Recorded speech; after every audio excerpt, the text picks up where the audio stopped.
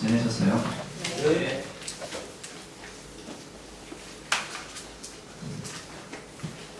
지난 시간에 이제 바빠자에 대해서 이야기를 했는데 지금 분별 망상이라고 하기도 하고 희론이라고 하기도 하고 잠정, 생각 이런 것들을 이야기했는데요. 오늘은 그 잠재 성향이라고 하는 것에 대해서 조금 더 자세하게 한번 알아보겠습니다.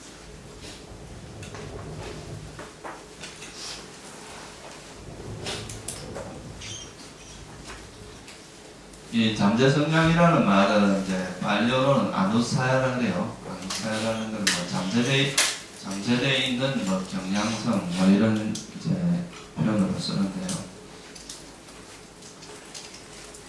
우리가 이제 번뇌 형태를 여러 가지로 이렇게 분류를 하는데 그 중에서 이제 어떤 각도에서 바라보냐에 따라서 이제 이름을 조금 다르게 붙이는 그 경향이 있습니다. 예를 들면 번뇌들 중에서 우리 마음을 이렇게 족쇄를 채듯이 구속하고 이렇게 속박한다 이런 의미로서는 뭐 족쇄라는 표현을 쓰기도 하고 또 마치 우리 마음에서 이렇게 뭐 고름이 흘러나오듯이 이렇게 계속 흘러나온다 이런 의미에서는 번뇌, 아사와라고 해서 이제 번뇌라는 표현을 쓰고요. 또 이제 또 다음 장에 나오는 이제 장애 요소, 이거는 이제 우리 마음의 고요함을 방해한다, 선정에 들어가는 걸 방해하는 요소다, 또는 지혜를 방해하는 요소다 이런 의미에서 장애 요소라는 니와라나, 그러니까 장애라는 표현도 쓰고 하여튼 여러 가지 표현이 있습니다. 근데 여기서 이제 잠재 성향이라고 하는 이 표현은 그러니까 번뇌가 사라진 것처럼 보이지만 실제로는 보면 이게 사라진 게 아니라 잠재되어 있다. 이런 의미로서 이제 잠재 성향이라고 이야기를 합니다. 예를 들어서 지금 현재 이제 우리가 좋은 마음을 쓸 때 번뇌가 일어나지는 않지만 이거는 단지 일시적인 거지. 다시 조건이 형성이 되면 다시 번뇌가 일어날 수 있다는 거죠. 그런 걸 우리가 이제 잠재 성향이라고 이야기를 하는데요. 이제 그런 의미에서 이제 잠재 성향이라는 표현을 쓰는데, 이 잠재 성향이라고 하는 거는 이제 완전히 우리가 이제 깨달음을 얻어서 완전히 영원히 소멸하기 전까지는 이거는 항상 도사리고 있다가 어떤 조건이 형성되기만 하면 다시 번뇌가 일어날 수 있는 가능성을 항상 가지고 있다는 것을 이제 우리가 알아야 됩니다. 그러면 먼저 이 잠재 성향이라고 하는 것에 어떤 게 있는지를 먼저 간단히 좀 살펴보고요.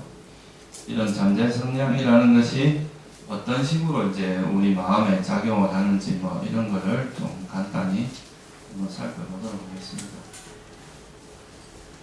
이 잠재 성향 7가지로 보통 이야기를 합니다. 물론 다른 것들도 있는데 특히나 이 7가지는 우리 마음에서 사라진 듯 하면서도 실제 사라진 게 아니라 일시적으로 이제 사라져서 우리가 이제 또 어떤 상황이나 조건만 되면 다시 일어날 수 있는 그런 가능성을 가지고 있는 번뇌입니다.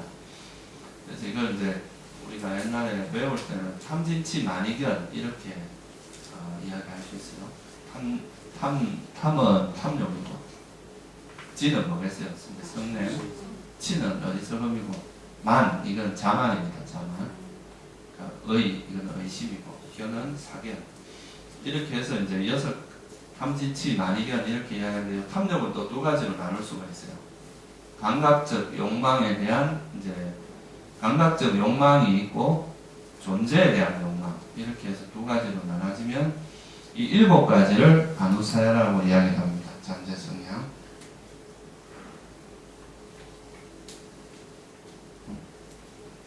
이 중에 이제 가장 대표적인 게 뭐냐 하면 이제 어리석음이라고 할 수 있습니다.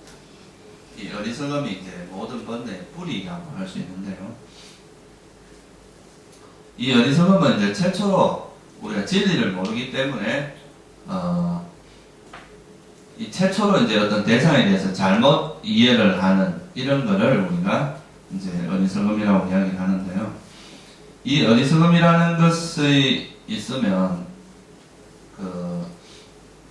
이제 이것에 의해서 그 이후에 일어나는 이제 모든 생각들이 그 잘못된 방향으로 흘러가는 거죠. 최초에 그러니까 뭔가를 잘못 인식을 하게 되면 그 이후에 일어나는 인식들은 전부 뭐가 되겠어요? 전부 이렇게 왜곡된 또는 전도된 그런 인식이 일어나죠. 그래서 이제 우리가 최초로 어떤 현상을 만났을 때 그 현상에 대해서 왜곡되게 잘못되게 인식하는 것을 우리가 어리석음이다 그렇게 이야기를 합니다. 그래서 이건 이제 대상 자체를 잘못 이해하는 거죠.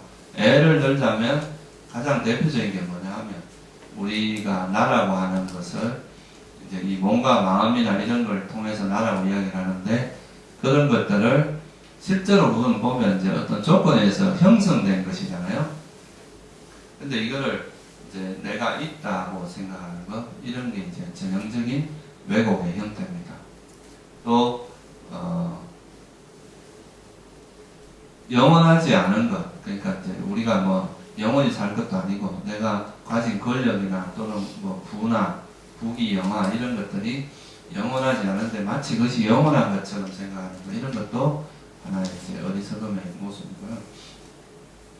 그래서 그리고 또 뭐 이제 행복이 아닌 것을 행복이라고 생각하는 것 이게 이제 전형적인 요 세 가지를 우리가 이제 근본적인 무명이다 어리석음이다 이렇게 이야기를 합니다. 이제 이거는 뭐로부터 또 비롯되느냐면 이제 사성제에 대한 이해를 하지 못하기 때문에 이제 진리에 대한 이해를 못하기 때문에 이제 일어나는 건데 그 실제로는 요 세 가지 형태 특히 이제 자아가 있다고 나가 있다고 생각하는 여기로부터 굉장히 여기서부터 이제 시작을 해서 이제 번뇌가 일어나게 되는 거죠. 이거를 이제 우리가 좀 알 수 있는 게 뭐냐 하면 이 비유는 제가 뭐 가끔씩 드는 건데 옛날에 이제 영화에 보면 그 뷰티풀 마인드라는 영화가 있어요. 여기 보면 이제 거기 주인공이 존 내시라고 아주 이제 젊은 나의 아주 천재적인 그런 천재였죠. 그러니까 20살 정도의 한 150년 이상 내려오던 그런 어떤 법칙을 완전히 깨고 새로운 논문을 써가지고 아주 파란을 일으킨 그런 사람인데, 그러니까 이런 사람들이 이제 보통 보면은 얼마 전에 제가 이제 인터넷 뉴스에서 한번 봤는데 천재하고 이렇게 정신병은 되게 가깝다 그래요. 그러니까 그게 보통 어릴 때 IQ가 지나치게 높은 사람들이 나중에 그런 정신적인 문제가 생길 가능성이 보통 사람에 비해서 한 4배 정도 높다 그럽니다. 근데 그 이유가 뭐냐면 이제 소위 말해서 일반 보통 평범한 사람들이 생각을 좀 통제하는 기능이 있는데 이 정신병이 걸린 사람이나 이런 천재 아주 이제 머리가 좋은 사람들 이런 통제 기능이 좀 부족하다 할까. 그냥 너무 자유롭게 생각을 한다는 거죠.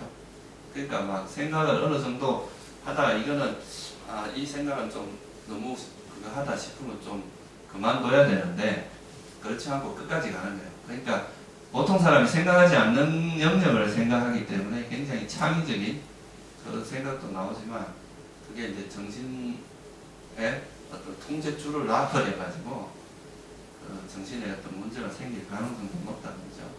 그래서 이 존 내시라는 사람도 머리가 너무 좋다 보니까 이제 이런 사람들이 또 약간 이제 자폐적인 경향이 좀 있단 말이에요. 사람들하고 잘 어울리지 못하고 혼자서 이렇게 연구하고 이런 게 되게 많은데, 그래서 이 사람이 이제 그러다가 보면 외롭고 이러니까 뭘 했느냐 하면 환상을 만듭니다.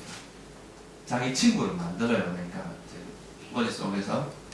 그래가 이제 어떤 자기 또래 친구 하나하고 걔 조카, 이 친구의 조카, 여자 조카의 하나하고 이렇게 둘이를 만들어 가지고 맨날 이 둘이하고 이야기를 하고 대화를 하고 노는 거예요.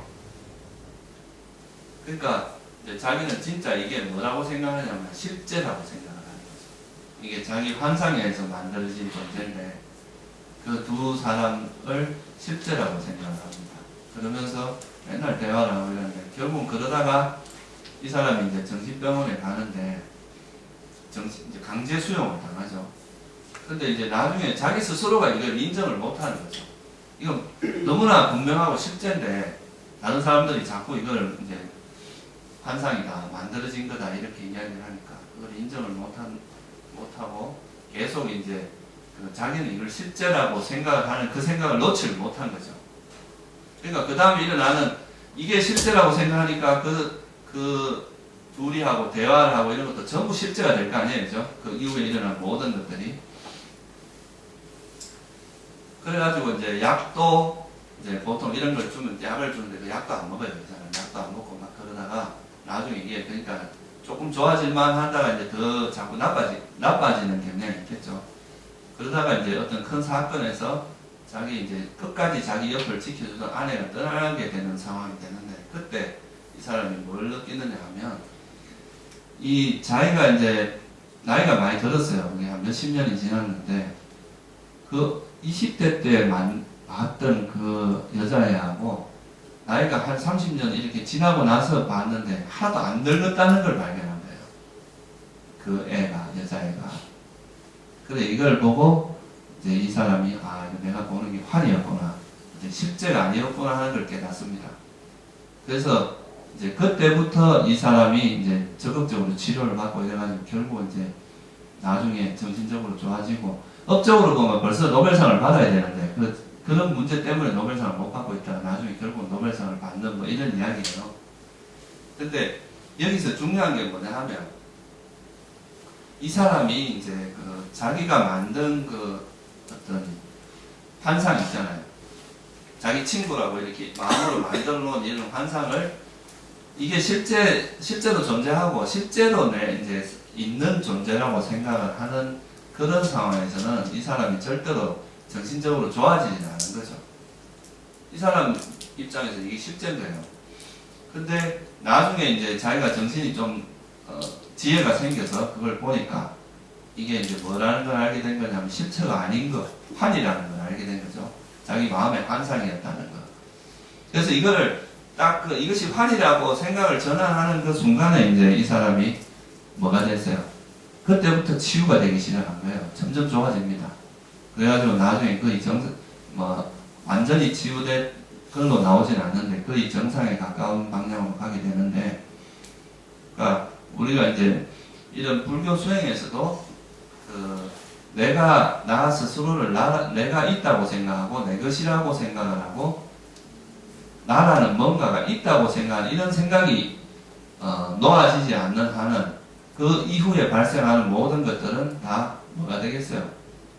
다 번뇌를 바탕으로 한 것. 이 이제 어리석음을 바탕으로 일어난 이것이 나가 있다고 집착을 하거나 또 나가 있다고 생각하니까 나를 건들면 화가 나거나 이런 식으로 번뇌가 계속 발생한다는 거죠. 그래서 불교에서 말하는 어리석음은 이런 근본적인 왜곡을 이야기합니다. 그러니까 실체가 아닌 것을 마치 실체가 있다고 보는 것처럼, 이거는 마치 우리가 옷을 입을 때 첫 단추가 잘못 끼어지는 것처럼 여기서부터 비롯된 인식은 전부 왜곡된 인식으로 발전하기 때문에 이 근본 부리를 보지 못하면 결국은 이제 우리가 이런 번뇌로부터 벗어나기가 어려워요. 그래서 이제 이런 잠재 성향 중에서도 가장 근원적인 잠재 성향, 이게 바로 이 어리석음이라고 할 수 있습니다. 여기서부터 이제 모든 게 시작이 되고요. 이 어리석음을 바탕으로 해서 이제 자기가 좋아하는 형태가 왜곡된 인식을 통해서 나타난 게 자기가 이제 뭐 좀 좋은 느낌을 주는 거라면 그건 뭐가 되겠어요? 뭐가 일어날 수 있겠어요? 집착이 일어나겠죠. 이게 이제 탐욕의 잠재 성향으로 발전합니다. 그러니까 이것이 나다. 그 친구도 만약에 이제 이게 사실 친구가 없는데 친구가 있다고 생각을 한단 말이에요. 근데 그 친구에 대해서 내가 좋은 감정을 가지니까 집착이 일어나겠죠. 그죠? 좋은 느낌을, 행복이라고 생각을 하잖아요. 그리고 그거에 대해서 이제 불만족의 느낌이 일어난다면 그건 뭐로 발전하겠어요? 성냄의 잠재 성향이 되겠죠. 그래서 이런 이제 최초의 왜곡된 인식을 통해서 그것이 좋은 느낌을 주면 우리에게 이제 탐욕의 잠재 성향이 발전하고, 보통 괴로운 느낌은 이제 어리석음이 되고 그렇습니다.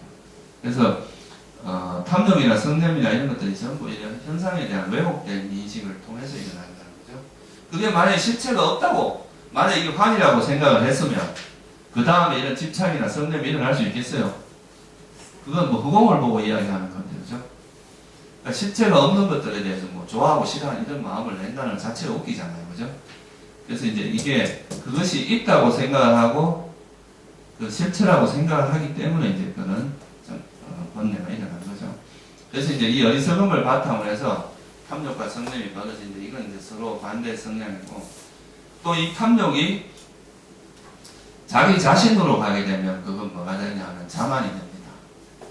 그러니까 나라고 하는 것에 대한 집착으로 가게 되면 이 자만이 되는데 이제 이 자만은 내가 잘났다거나 앞에서 우리 지난 시간에도 이야기했지만 잘났다거나 또는 못났다거나 또는 나하고 비슷하다 이렇게 생각하는 그런 것들이 이제 자만에 속하죠.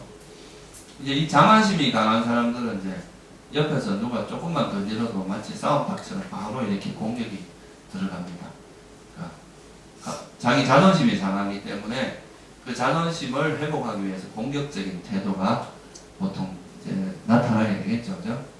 그래서 이런 이제 자만이라고 하는 또 탐욕이라고 하는 것이 자기 자신에게 가면은 이런 나라고 하는 거에 가면 자만으로 보통 드러나고 이게 만약에 자기의 생각, 견해 이런 데 가게 되면 뭐로 드러나겠어요? 사견.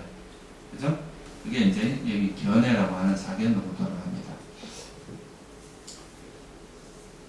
그리고 우리가 이제 어리석음을 맡아 이제 뭔가 진리에 대해서 바로 알지 못하기 때문에 항상 뭐가 뒤따르겠어요? 이것이 맞나 저것이 맞나 하는 의심이 뒤따르겠죠. 그죠? 그래서 이제 이 탐진치 만이견이라고 하는 이 7가지 형태는 되게 이제 우리가 가지고 있는 되게 근원적인 부분이고 그래서 이 탐욕은 어리석음을 바탕으로 일어난 것에 대한 집착을 하는 거죠. 이거는 꽉 쥐고 안 놓으려고 하는 마음이 이제 탐욕입니다. 어떤 대상을 꽉 쥐고 절대 놓지 못하는 거. 근데 이런 이제 놓지 못하는 마음에는 대체로 보면 뭐가 있느냐 하면 항상 어리석음이 바탕이 되어 있다는 거죠. 주로 이제 뭐 내 것 또는 이건 내 것이라 생각을 하기 때문에 또 못 넣는 것도 되게 많아요. 특히 뭐 우리가 뭐 가족들에 대한 애착이 많은 것도 내 가족, 내 것, 나라는 그 나의 것이라는 그런 개념이 들어가는 것입니다. 이건 내 가족이다 또는 내 물건이다. 내 집이다, 내 차다, 뭐, 이런 식의 개념이 들어가게 되면, 그렇게 더 이제 집착을 놓기가 힘들어지죠. 그게 어리석음이 바탕이 되어 있기 때문에. 그래서 이제 집착이라고 하는 것은 어떤 걸 꽉 쥐고 놓지 않으려고 하는 게 집착이고, 성냄은 이제 대상을 싫어해서 그거에 대해서 불만족으로 나타나는 거죠. 싫어하는 마음입니다. 그래서 그 대상을 싫어하고 분노하고 그렇기 때문에 공격적이 되고, 거부하는 형태로 이제 나타나게 되겠죠. 그리고 이제 제가 여러 번 말씀드렸지만 탐욕과 성냄은 서로 무관하지 않다는 것. 그러니까 이게 보통은 집착이 있으면 그게 집착의 다른 모습이 또 성냄이라고 할 수 있습니다. 이제 물론 성격이 다른 거예요. 그렇지만 집착이 있으면 그 집착이 만족되지 않았을 때는 분노가 일어나잖아요. 그죠? 또 집착이 있는 것이 사라졌을 때도 분노가 일어납니다. 그래서 뭐 대체로 보면 서로가 사랑하다가 뭐 이제 사랑하는 사람이 떠난다 그러면 얼마나 큰 분노가 일어나요, 그죠? 엄청난 상처를 받잖아요. 그게 또 뭐 심하면 상대에게 해를 끼치기도 하고 그러잖아요. 그래서 이 집착이라고 하는 것은 항상 그런 문제점을 가지고 있습니다.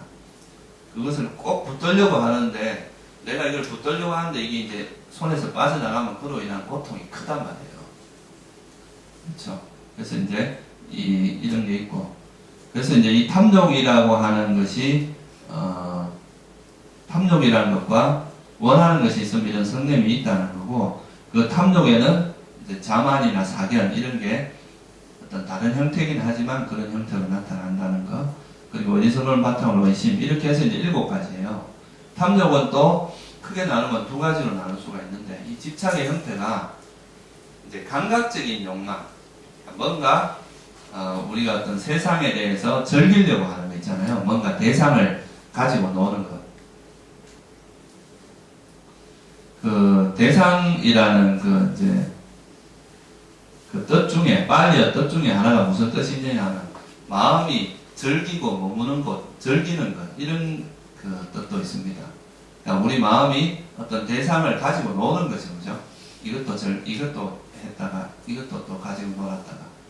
그러니까 뭐, 그게 이제 일종의 감각적 욕망인데, 뭐, 이것도 봤다가, 좋은 경치 보러 우리가 뭐, 보통 보면, 뭐, 멋진 경치가 있고, 뭐, 아주 좋다, 뭐 어느 나라가 뭐가 좋다, 이러면 그런 거 막 보고 싶어 하는 거 있잖아요. 이런 게 다 감각적 욕망이란 말이에요. 그리고 또 맛있는 음식을 찾아다니고, 이런 것도 하나의 감각적 욕망이고. 그래서 보통 우리가 일반적으로 이런 욕계, 우리가 살아가는 이 세상에서 일으키는 번뇌들은 대부분 감각적 욕망입니다. 여기서 좀 한 단계 더 나아가면 이런 외적인 걸 즐기려고 하는 마음은 없는데 좀 더 고차원적인 세계에 태어나고 싶은 이런 생각이 계속 있는 거, 이게 이제 존재에 대한 욕망이죠. 그래서 어떻게 보면 감각적 욕망과 성냄이라고 하는 것은 진짜 이거는 서로 동전의 양면과 같아요. 감각적 욕망과 성냄은. 그러니까 이거 두 가지는 사라질 때도 동시에 사라지고 안함이 됐을 때 이제 이 두 가지가 동시에 사라지게 되죠.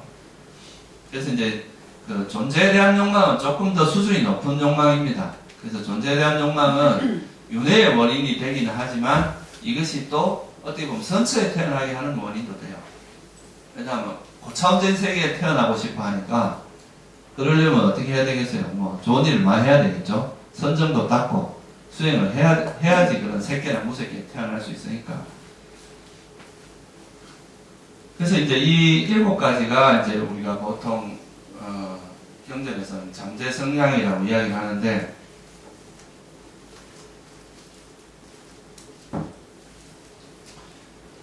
여러분들 그런 거 많이 느껴보셨을 거예요. 이제 수행을 하다 보면 이 정도 이제 수행을 해서 내가 좀 바뀌겠다 생각했는데 또 어디 가서 뭐 어떤 상황에 딱 부딪히면 뭐 과거와 똑같이 막 화도 일어나고 또 집착하고 막 그러죠.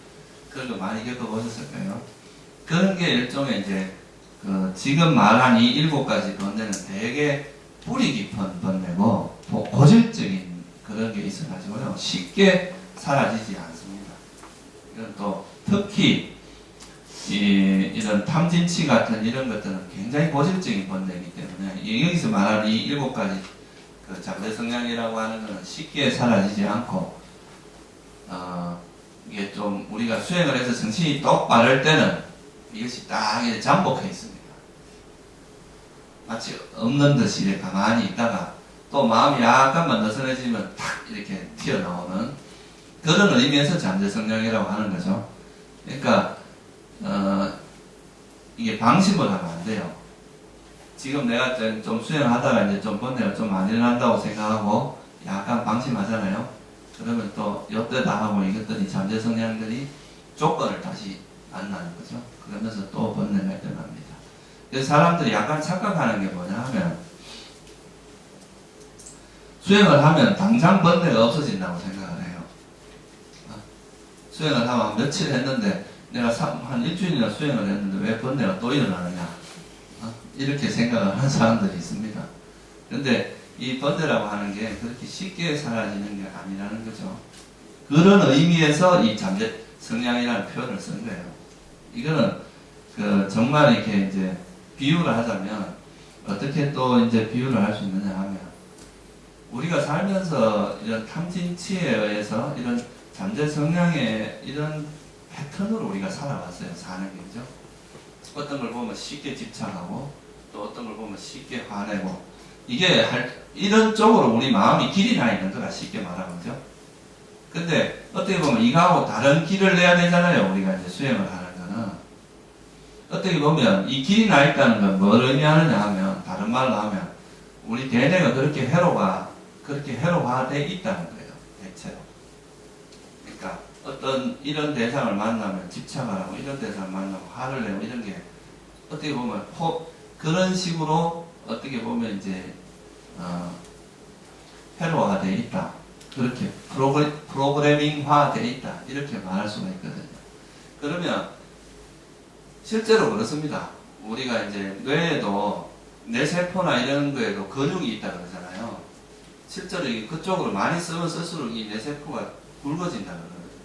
그리고 이게 이제 안 쓰면은, 예를 들어서 이제 어떤 그 보통 우리가 말하는 뭐 트라우마 같은 거 있잖아요. 공포. 어떤 걸 이제 포비아라 그러기도 하고, 어떤 대상을 보면 그걸 보자마자 그냥 이렇게 공포가 일어나는, 이게 습관적으로 일어나는데, 이게 일종의 뇌가 그렇게 형성이 되어 있는 거예요. 그런 걸 보면 자동으로 이렇게 반응하도록 그렇게 이제 형성이 되어 있는데, 이런 거를 극복하기 위해서는 이 회로, 이렇게 형성되어 있는 이 회로가, 그러니까 소위 말해서 말라 죽여야 되는 거예요, 이거는.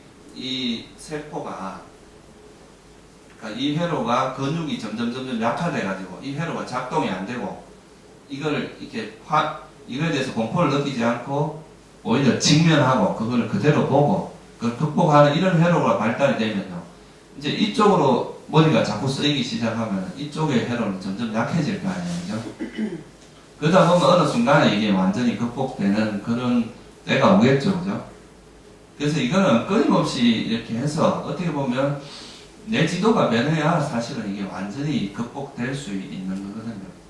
그래서 어느 정도 이제 이것도 제가 보기에는 약간의 이제 힘겨루기 비슷한 건데, 과거에 이제 쓰던 마음의 형태가 이렇게 습관적으로 되잖아요, 그죠? 근데 이 새로운 마음으로 이제 예를 들어서 어떤 걸 집착하던 마음을 놓는 마음으로 이렇게 바꾸려고 하면, 이 놓는 식의 어떤 대상을 지지 않고 놓는 이 마음을 자꾸 반복해서 하다 보면 이쪽으로 옛날에 자꾸 지던 마음은 점점 약해지고 이 놓는 쪽이 점점 더 발달할 거 아니에요, 그죠? 그러다 보면 나중에 이거는 별로 힘이 없어지는 거야. 이게 이제 힘의 균형에서 이게 좀 더 이기는 쪽에 가면 이제 이때부터는 수행이 되게 쉬워지는 단계에 가는 거죠. 근데 이렇게 되기 전까지는 사실 좀 어렵습니다. 자기도 모르게 이쪽으로 가버리니까 막 좌절감도 느끼고 그런 데서 오는 괴로움 이런 것들이 따른단 말이에요. 근데 이런 걸 생각하지 말고 어떻게 좀 실패를 하고 또 그쪽으로 가더라도 그거를 알아차리고 다시 방향을 자꾸 틀어주기만 하면 결국엔 이건 약화되게 돼 있거든요.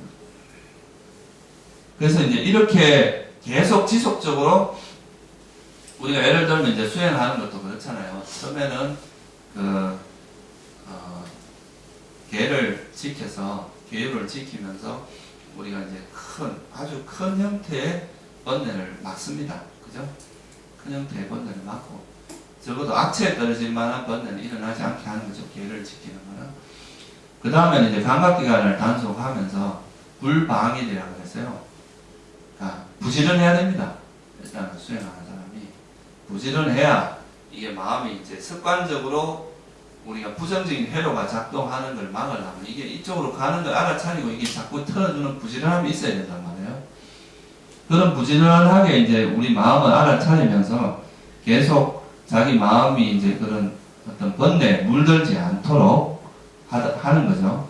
번뇌가 일어나면 즉시 그걸 이제 알아차리고 그 번뇌의 위험성을 이해하고 놓는 이런 노력을 자꾸 하는 거예요.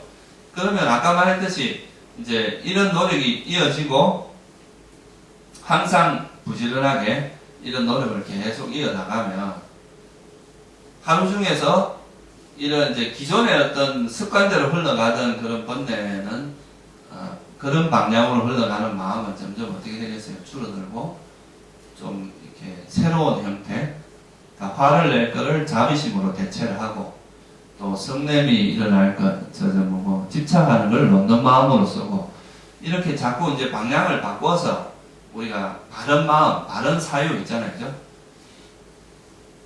그러니까 잘못된 생각이 아니라 바른 생각으로 바꾸는 거죠, 그죠? 그렇게 하다 보면 이제 아까 말했듯이 새로운 뇌회로가 점점 더 강화되고, 그죠? 새로운 방향의 길이 강화되고 과거의 것은 자꾸 줄어듭니다.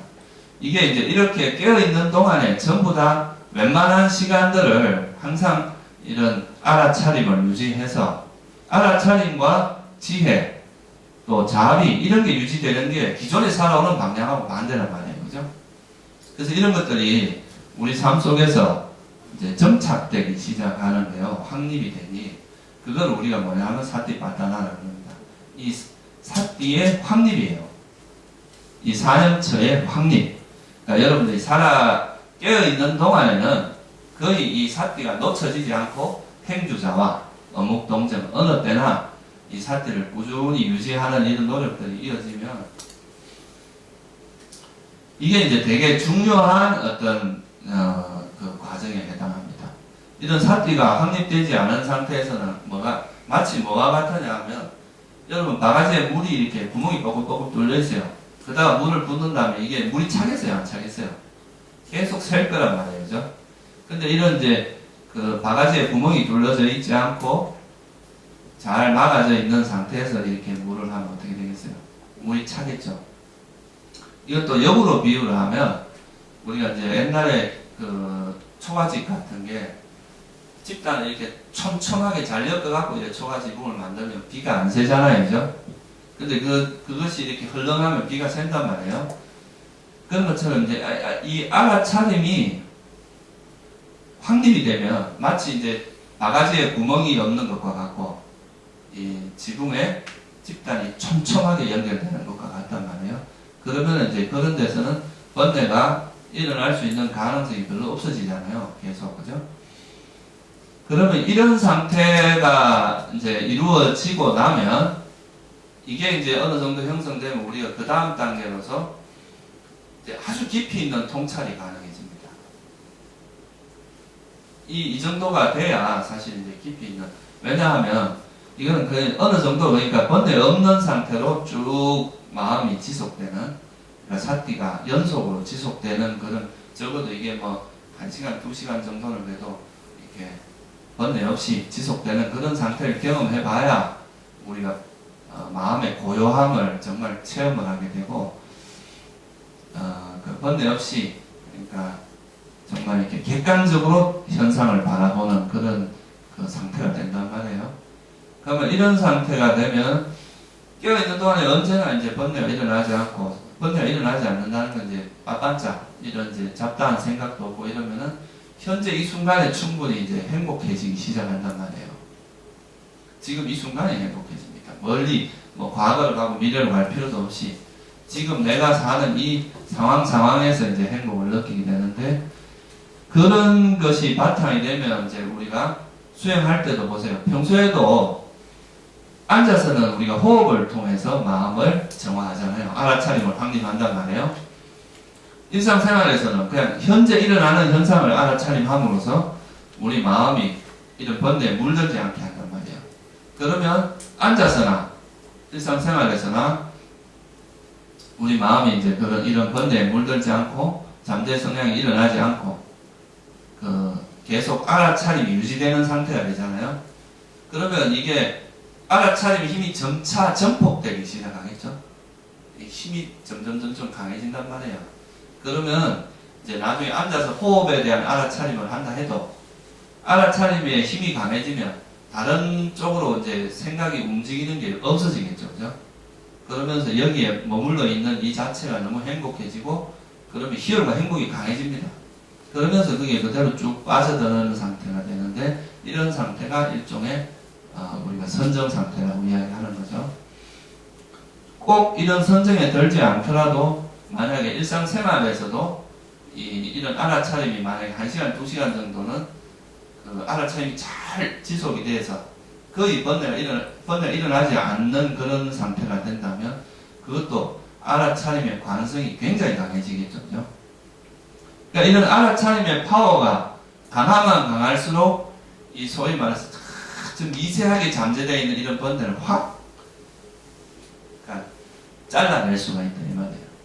근데 알아차림이 약하면은 마치 우리가 이렇게 뭐 풀을 뽑아도 그 위에 풀만 뽑고 밑에 뿌리가 안 뽑히듯이 그게 깊이 있게 보지 못한다는 거죠. 그래서 이런 잠재 성향을 근본적으로 잘라내리기는 어렵다는 거예요.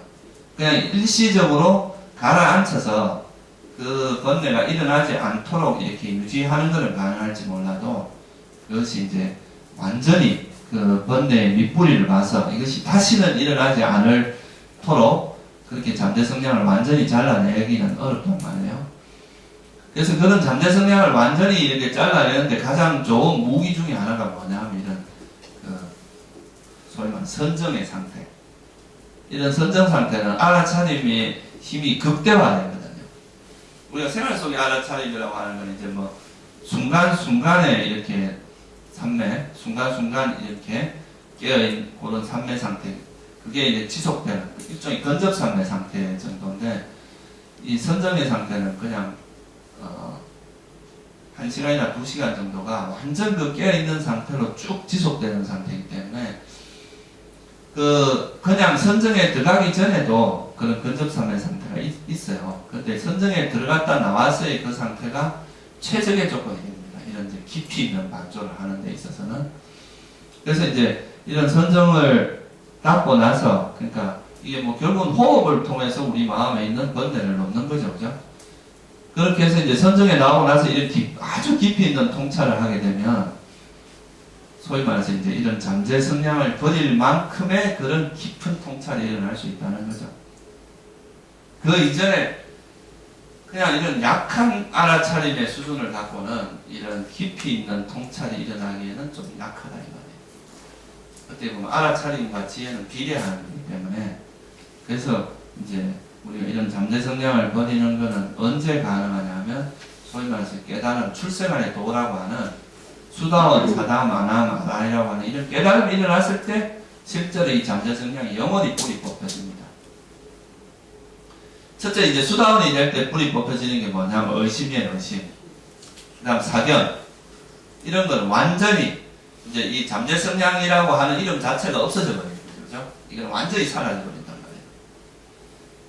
그리고 이제 아나함이라고 사담에서는 이제 감각적 욕망과 성냄이 현저하게 약화되고, 아나함이 됐을 때는 탐욕 중에서 감각적 욕망은 영원히 사라지고 성냄이 또 영원히 사라집니다.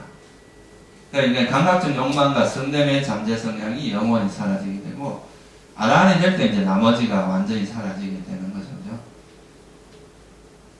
그래서 이 잠재 성향이 사라지기 위해서는 아까 말씀을 드렸듯이 제일 이제 중요한 포인트 중에 하나가 그런 첫 번째는 이제 이 우리가 사념처가 알아차림이 우리 생활 속에서 어느 정도 확립이 돼야 됩니다.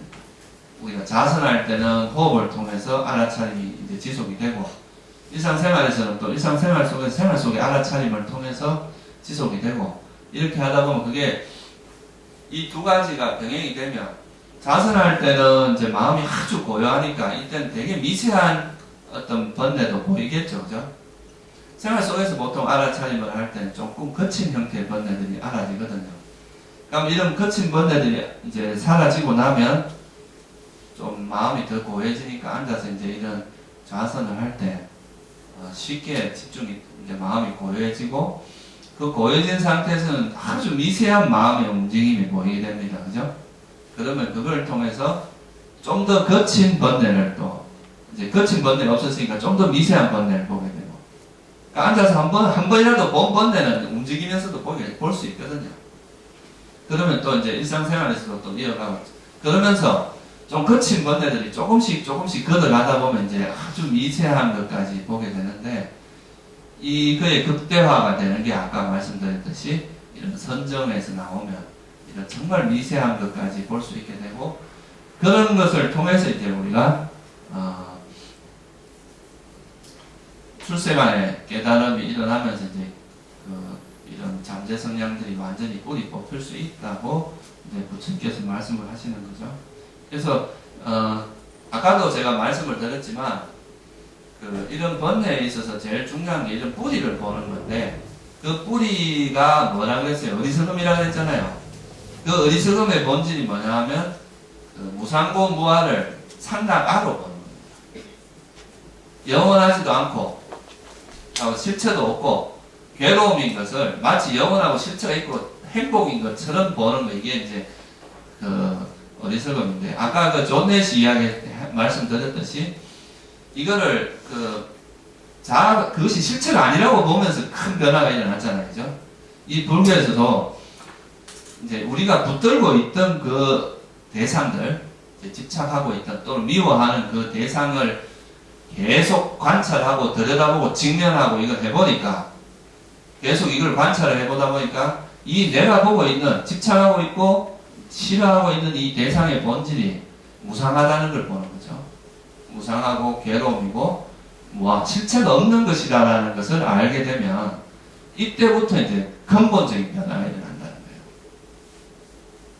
아까 존대 씨가 마치 그 실체가 아닌 것을 보고 근본적인 변화가 일어났듯이, 그래서 이런 무상과 무아에 대한 통찰을 굉장히 깊이 있게 하는 게, 그런 통찰이 일어나기 위해서는 적어도 근접산매 정도의 산매력이 필요하다고 봅니다. 그렇지 않고서는 이게 이제 그런 깊은 통찰이 일어나기가 좀 어렵다는 거예요. 그러니까 이런 근접산매가 되기 위해서는 적어도 1시간 또는 적어도 1시간 이상의 번뇌가 없이 그냥 알아차림만 지속되는 그런 정도의 그건 돼야 된다 이 말이에요. 아니면 선정에 들어갔다 나온 상태는 더욱더 좋은 상태고. 그러니까 그렇게 되도록, 그러니까 우리가 어떻게 해야 되겠어요? 계속 노력을 해야 되겠죠. 그래서 여러분들이 만약에 알아차림이 확립되어 있는 그 상태가 1년이 가고 2년이 가고 3년이 가면 진짜 여러분 해로가 완전 바뀌어버릴 수가 있다 이 말이에요. 그러겠죠, 그죠? 뇌 자체가 바뀌어버립니다. 요즘은, 옛날에는 이제 뇌지도라는 것이 어릴 때 형성이 되고 나면 안 바뀐다고 생각을 했거든요. 그 뇌지도는 고정이 된다고 생각을 했는데, 최근에 이제 이런 그 연구를 해보면 우리 마음의 변화에 의해서 뇌가 변화가 일어난다는 거예요.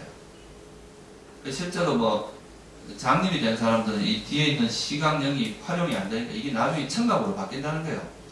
청각을 활용하는 뇌로 그러니까 시각을 담당하는 뇌 부분이 청각을 담당하는 뇌를 지원해 준단 말이에요. 자기 할 일이 없으니까. 그러니까 뇌도 바뀔 수 있다는 걸 이제 요즘은 많이 이야기하거든요.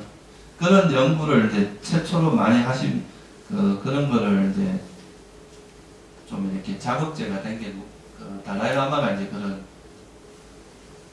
신경과학자들 모아가지고 그런 연구를 많이 했어요. 그래서 실제로 저 티벳에서 자해수행을 한 30년 하는 사람을 데려다가 뇌를 찍어보면 이제 다른 사람에게 연민을 느끼는 그런 뇌 부분이 있는데 그 부분이 거의 99% 활성화되어 있다는 거잖아요. 다른 사람에 비해서.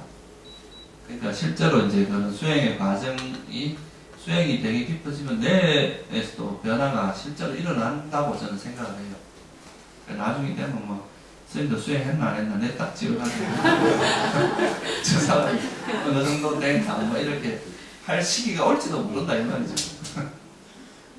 실제로 변화가 그거는 어떻게 보면 좀 물리적인 그 변화인데, 실제 마음이 변하면 그런 몸이나 이런 게 변한다고, 실제로 변한다고 경전에도 돼 있잖아요. 그죠?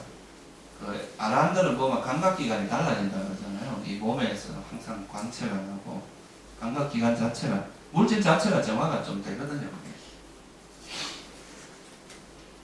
그래서 이 수행의 과정은 그렇게 한순간에 이루어진다고 보기는 어렵습니다. 부처님께서도 이런 법은 이제 점차적인 노력에 의해서 깨달음이 일어나는 건 한순간에 일어나지만 이런 조건이 형성되는 데는 시간이 많이 걸립니다. 아까 말했듯이 갑자기 여러분들이 지금까지 수십 년을 이쪽 회로를 쓰다가 어느 날 한 시간쯤 이쪽 회로를 썼어요. 그런다고 해서 이게 싹 바뀔 것 같아요. 잘 안 바뀝니다. 그러니까 이건 좀 어느 정도 지속적인 노력을 통해서 이게 좀 형성이 됐을 때, 안굿다라니까 보면 어떤 비유가 나오느냐 하면, 바다가 갑자기 절벽이 되진 않잖아요. 근데 이 세월이 오래 지나다 보면 이렇게 지형 변화가 일어나서 바다가 절벽이 될 수도 있잖아요. 그죠? 그런 것처럼 최상의 지혜는 한순간에 일어나는 게 아니라는 거죠. 어느 정도 계속 이걸 닦고 갈고 닦다 보면 어느 순간에 이제 이런 우리가 깨달음이 일어날 수 있는 조건이 점차 성숙하게 되면 그 성숙한 것과 더불어서 이제 나중에 그런 지혜가 일어날 수 있다는 거죠. 깨달음의 지혜가. 어느 한순간에 갑자기 그냥 온갖 번뇌를 수도 없이 일으키다가 어느 순간에 갑자기 우리가 마음을 바꾼다고 해서 갑자기 그런 깨달음이 일어나고 이런 건 사실 없습니다. 이치적으로야 이렇게 돌아가는구나 하고 알 수는 있어도, 불교에서 말하는 그런 깨달음은 이런 잠재 성향이 영원히 사라지는 걸 이야기하는 겁니다. 잠재 성향이 남아있는 것은 깨달음이라고 이야기하진 않아요. 그러니까 우리가 이제 꾸준히 해야 될 것들이 뭐냐 하면 여러분들이 이제 일상생활에서 일단은 게으르면 안 되겠죠, 그죠? 게으름을 멀리하고 항상 이제 그 부지런함을 통해서 계속 노력을 하고 부지런히 노력을 하는 게 들어가야 되고 그 부지런히 노력을 하면서 그 이제 여러분들 마음 속에 그런 불선한 마음이 여러분 마음에 자리 잡지 않도록 해야 됩니다. 그러니까 탐욕이라든가 성냄 이런 것들이 일어나는 걸 지켜보고 그걸 볼 수 있어야 되겠죠, 그죠? 일단 알아차리고 그것이 위험성을 이해를 해서 놓고 그런 것들을 계속 하다 보면 우리 마음에 있는 이런 몸으로 짓는 나쁜 행위, 뭐 말로 짓는 나쁜 행위, 그리고 이제 마음으로 짓는 나쁜 행위들이 점차 사라지겠죠, 그죠? 그런 것이 사라지면 이제 아까 말했듯이 이 알아차림을 하는 이런 방해 세력이 점차 약화되는 거잖아요. 그러면 이제 그렇게 되면 그 소위 말해서 사띠가 확립이 됩니다. 생활 속에서. 그런 사띠가 확립되고 나면 수행이 되게 쉬워져요. 아까 말했듯이 이런 이제 불선한 마음과 선한 마음의 힘의 균형에서 선한 마음이 이제 이기기 시작하는 단계가 되면 좀 힘이 좀 더 강해지는 단계가 되면 수행하는 게 훨씬 쉬워지니까. 그래서 평소에 그 여러분들 앉아서 이렇게 고요함을 닦는 수행도 하고 또 생활 속에서는 항상 자기가 어떤 마음으로 살아가는지를 항상 관심을 가져야 됩니다. 그래서 막 화를 내고 있으면 아 내가 또 분노로 대처하고 있구나 하는 걸 알고 이걸 자비심으로 바꿔야 돼요. 그 마음을. 그 분노를 내려놓고 자비로 대처하도록 노력을 해야 되고 자꾸 지려고 하면 아 이거 또 내가 지려고 하는 걸 하고 이제 놓는 훈련을 자꾸 해야 돼요. 그리고 예를 들어서 해태원 너무 게으름이 되면은 이런 방일에 게으름이라는 것이 얼마나 위험하다는 거. 여러분이 게으름은 뭐 수행 아무리 좋은 게 있어도 못 하잖아요, 그죠? 그래서 이제 그런 게으르지 않도록 불방일하도록 하면은 이제 해태원침도 없어지겠죠, 그죠? 그리고 항상 그 마음을 평화롭고 고요하게 하면은 이런 들뜸과 후회도 사라집니다. 그리고 어느 것이 선법이고 어느 것이 불선법인지 이런 걸 명확히 알면 의심도 놓을 수가 있어요. 그러면 이런 것들이 우리 삶 속에서 그런 우리 삶의 고통을 방해하는 요소들이 점차 사라질 거 아니에요, 그죠? 그런 걸 조금씩 놓아가는 거죠. 할 수 있는 만큼 자꾸 이제 노력을 해서 놓아가다 보면 이런 불선한 행위들, 신구이 삼업으로 짓는 몸과 말과 마음으로 짓는 이런 이제 불선한 행위들이 점차 약화됩니다. 약화되고 이제 알아차리면 점차 강해지고 이렇게 되는 거니까. 그러면서 이제 현재 현재 이 그 상황에 현재에서 항상 이제 즐거움을 누릴 수 있도록. 그러니까 뭐 빨리 내가 뭐가 돼야지 이런 거는 하나의 집착이란 말이죠. 그런 생각을 하지 말고 그냥 현재 내가 하는 일에 최선을 다해서 현재 일어나는 데서 번뇌 물들지 않게 하는 그 노력만 자꾸 하다 보면 자연히 자기 수행은 향상이 됩니다. 그렇게 나가는 것이 이제 여기서 말하는 부처님께서 말씀하시는 그거다 이거죠. 한번 읽어볼게요, 같이. 14번에 이제 오늘 지금 이야기하는 게 14번에 대한 이야기입니다. 어떠한 잠재적인 경향도 지니지 않고 악하고 불선한 불건전한 뿌리를 뽑아버린 수행성은 마치 뱀이 묵은 허물을 벗어버리는 것처럼 이 세상도 저 세상도 다 버립니다. 그러니까 여기도 보면 잠재 성향을 지니지 않으면 악하고 불선한 행위, 그러니까 이 불선한 행위를 다 뿌리 뽑는 거예요. 그러니까 우리가 살아가면서 우리 마음이 삿된 마음으로 가지 않도록, 삿된 마음이 어떤 거냐 하면은 남에게 분노하고 막 화내고 거칠게 말하고 이런 것들은 다 삿된 마음이잖아요. 또 집착하고 자기를 내세우고 내 잘났다 그러고 나만 잘났다 그러고 이게 이제 자만이잖아요, 그죠? 그리고 자기가 가진 생각만 옳다고 막 남한테 강요하고, 그죠? 이런 것들은 사견에 해당합니다. 그런 견해에 대한 집착, 자아에 대한 집착, 이런 것들을 놓고, 또, 이 사람에 대한 분노, 공격적인 발언들, 이런 공격성, 이런 것들을 놓고, 그렇게 하면, 이제, 마치 뱀이 묵은 허물을, 이거는 우리 마음을 오염시킨 그 마음이 사라지면 그 자체가 행복입니다. 뭔가를 얻을 필요도 없어요. 그냥 우리가 오염됐고 우리 마음 이런 잠재 성향에 물들었기 때문에 오는 고통이기 때문에 그런 걸 벗어던지기만 해도 다른 걸 여러분들이 바랄 게 없어진다는 거죠. 15번 한번 보세요. 이 세상으로 되돌아올 원인들이 되는 어떠한 고뇌도 생겨나지 않게 하는 수행성은 마치 뱀이 묵은 허물을 벗어버리는 것처럼 이 세상도 저 세상도 벗어. 이 세상으로 되돌아올 원인이 뭐겠어요? 이게 이제 지금 말하는 아누사야, 그죠? 잠재 성향 이런 것들이겠죠, 그죠? 여러분들이 집착을 하고 계속 뭔가 집착이 있으면 계속 다시 태어나고자 하는 집착 이런 게 있으면 계속 이런 윤회가 일어난다는 거죠, 그죠?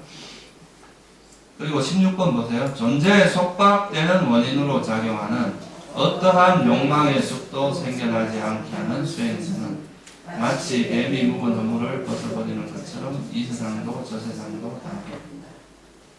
욕망의 숲, 이게 이제 아까 말한 그 탐욕이죠, 그죠? 이 탐욕이라고 하는 것도 이제 대표적인 잠재 성향이죠, 그죠? 어리석음과 탐욕이 대표적인 잠재 성향입니다. 그러니까 이걸 벗어 던지게 되면 이제 모든 번뇌로부터 벗어난다는 거고. 그 다음 17번은 뭐예요? 5가지 장애 요소를 버리고 동요 없이 의욕이 넘어 화살을 뽑아버린 수행자는 마치 묵은 허물을 벗어버리는 것처럼 이 세상도 저 세상도. 이 5가지 장애 요소는 제가 아까 설명드린 거에 거의 대부분 있습니다. 이 잠재 성향은 아까 말했듯이 마치 지금은 일어나지 않더라도 이게 사라진 것이 아니라는 의미로, 그러니까 조금만 형성되면 다시 일어날 수 있는 번뇌라는 의미에서 잠재 성향이라는 표현을 쓰고, 이 장애 요소라는 것은 뭐냐 하면 니와라나라고 이야기하는데, 이거는 우리가 마음의 지혜나 고요함을 방해한다는 의미에서 장애 요소라는 의미를 씁니다. 그러니까 이 대표적인 게 감각적 욕망, 이거는 고요함을 방해합니다. 그 다음 성냄, 적이라 그러죠. 적대감. 그리고 의심, 해태 원침. 그 다음 덜뜸과 후회, 의심, 이 5가지가 장애 요소인데, 아까 이 잠재 성향하고 중복되는 것도 있고, 없는 거는 이제 해태 원침이죠, 그죠? 해태 원침, 덜뜸, 후회. 아까 말씀드릴 때 해태 원침은 항상 게으름을 이야기합니다. 정신적인 게으름. 이런 게으름 뭐로서 극복할 수 있느냐 하면 우리가 알아차림을 계속 개발하는 그런 노력, 그죠? 불방일, 방일하지 않는 것, 계속 부지런함, 이런 걸 통해서 극복을 할 수가 있고, 덜뜸과 후회는 평화, 고요함, 이런 걸 개발하는 거죠. 현재 이 상태가 평화롭고 고요하게 느껴지면 이런 밖으로 마음이 들뜨거나 불안할 필요가 없잖아요, 그죠? 사람들이 이 현 상황에서 만족하지 못하니까 어디로 가겠어요? 자꾸 여기를 벗어나고 싶어 하는 거 아니겠어요? 그게 덜뜸이라고 하네요. 그리고 자기가 한 행위에 대해서 자꾸 후회하는 거, 후회할 필요 없습니다. 후회라는 거는 이제 자꾸 되새기는 거고 참여해야 되죠, 그죠? 우리가 잘못된 거는 다시 저지르지 않겠다고 생각을 하고 다시 그런 행위를 하지 않는 방향으로 노력을 하면 되는 거지, 그걸 자꾸 되새겨갖고 자꾸 자기를 괴롭힐 필요는 없다는 거예요. 그래서 이런 5가지 장애 요소가 이제 일상생활에서 여러분들 마음에 침투하지 않는 거, 이게 이제 장애 요소를 버리고, 그렇게 하려면 내 마음이 어떻게 움직이는지를 봐야 됩니다. 그죠? 자기 마음이 지금 뭐 어떤 방식으로 움직이는지를 보고, 그것이 잘못된 마음, 잘못된 생각으로 움직이면 바른 생각으로 바로잡아야 된다, 이 말이에요. 바른 생각이라는 집착을 놓고, 성냄도 놓고, 자비심으로 대하고, 또 이런 게으르지 않고 평화롭게 우리 마음의 평화를 추구하고, 또 이런 법에 대한 이해를 통해서 선법과 불선법을 잘 이해하고 이러면 이런 장애 요소를 버리게 됩니다. 그러면 이제 마치 뱀이 묵은 허물을 벗었듯이 이 세상 다 저 세상을 다 버릴 수 있다, 이 얘기죠. 그래서 이 1장의 뱀의 품이라고 하는 여기서는 뱀이 허물을 벗는 것처럼 우리가 이제 우리 마음에 있는 이런 장애 요소라든가 잠재 성향이라든가 족쇄라든가 번뇌라든가 이런 것들을 버림으로써 마치 구름이 걷어지면 태양이 드러나듯이, 이런 번뇌만 벗어나면 우리 마음의 행복은 그대로 드러난다, 이 말이에요. 구태 우리가 뭘 찾으려고 할 게 아니라 밖에서 뭘 얻어서 오는 행복이 아니라는 거예요. 궁극적인 행복은. 우리가 바깥의 어떤 세상의 것들은 끊임없이 변화의 과정에 있단 말이에요. 불확실하단 말이에요. 내가 그걸 붙들려고 해도 언제 사라질지 모른단 말이죠. 그죠? 근데 우리가 그런 것에 대한 집착을 놓고 분노를 낳아버리면 그 자체가 우리에게 행복을 준다 이 말이에요. 그러니까 뭔가를 얻으려고 하는 게 아니라 자기 마음에 있는 이 허물을 벗어버리라 이 말이에요. 우리 마음에 있는 번뇌를 놔버리면, 번뇌를 버리면 그 자체가 행복이 온다. 이거는 되게 중요한 내용이기 때문에 이 수타니파타의 제일 첫 장에 나오는 거예요. 제일 중요한 내용이고. 여러분들이 어떤 식으로 이제 공부를 해야 되는지 그 지표를 말해주는 거거든요. 그러니까 뭔가 밖에서 얻으려고 하지 말고, 그러니까 불교는 무소득입니다. 밖에서 얻는 게 아니고 얻을 바가 있는 게 아니라 자기 마음에 있는 이런 번뇌를 벗어 번뇌만 나아버리면 그 자체가 행복이다 이 말이야. 그게 이제 뭔가 밖에서 얻으려고 하는 것은 환상이다. 무지개를 쫓는 것과 같고 자기 마음에 이런 마음에서 이런 번뇌가 물들지 않도록 그런 노력을 하면은 된다는 거죠. 아시겠죠? 이 방향만 여러분들이 잘 알아도 여러분들이 이제 수행하는 데 있어서 쓸데없는 노력을 많이 줄일 수 있습니다. 사람들은 보통 이게 이제 수행을 하러 와도 수행에서 또 새로운 걸 집착을 해요. 수행의 결과. 밖에서 집착의 대상만 바뀐 것 뿐이에요. 끊임없이 대상을 쫓아가는 겁니다. 그게 아니라, 그 밖에 있는 게 아니라 내 마음이 이 대상과 어떻게 관계하는지, 어떻게 반응을 하고, 어떻게 관계하고, 어떤 태도로, 어떤 마음으로 접하는 이런 걸 알고 그걸 놓는 게 이제 수행이다 이 말이에요. 그게 뱀이 뭘 찾는 게 아니라 허물을 벗어버리는 거잖아요, 그죠? 우리 마음에 있는 그런 불선한 마음만 이렇게 빼고 나면 그 자체로 충분히 만족되고 완벽하다 이 말이에요. 그런 관점으로 접근해야 됩니다. 밖으로 찾지 말고.